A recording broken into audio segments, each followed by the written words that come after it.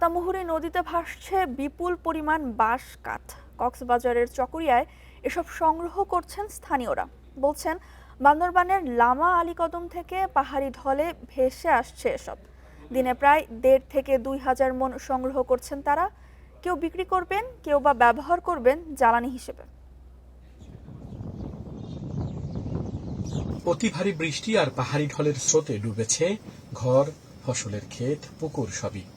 স্রোতের তোড়ে ভাসছে বাঁশ কাঠ, বড় গাছের গুঁড়ি। দিনভর মাতামুহুরী নদীর তীব্র স্রোতে ভেসে আসা বাঁশ ও কাঠ সংগ্রহ করছেন চকরিয়ার লোকজন। কাল থেকে রশি দিয়ে নিচে নেমে আমরা ধরে বাসায় নিয়ে যাই। আর যতগুলো মনে করেন মানুষ আসলে বিক্রি করার জন্য এরকম বিক্রি করে ফেলে, মানে ওর বাড়িতে নিয়ে গেলে মানে সোলাতে জাল দেয়।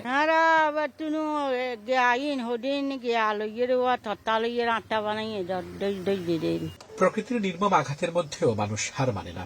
বেঁচে থাকার সংগ্রামে নদীর স্রোত থেকে তুলে আনা এসব বাঁশ কাঠ যেন নতুন করে ঘুরে দাঁড়ানোর সম্বল।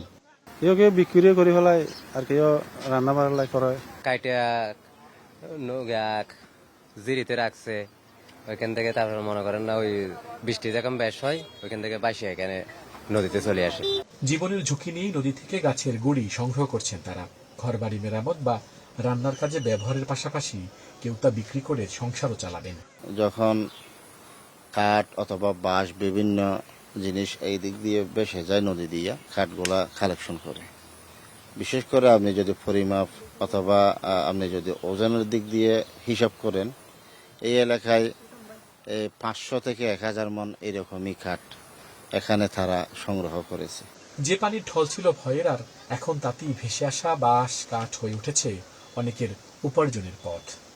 প্রকৃতির এই নির্মম বাস্তবতায় ধ্বংস আর আশার গল্প দুটোই এখন বইছে মাতামুহুরী নদীর স্রোতে।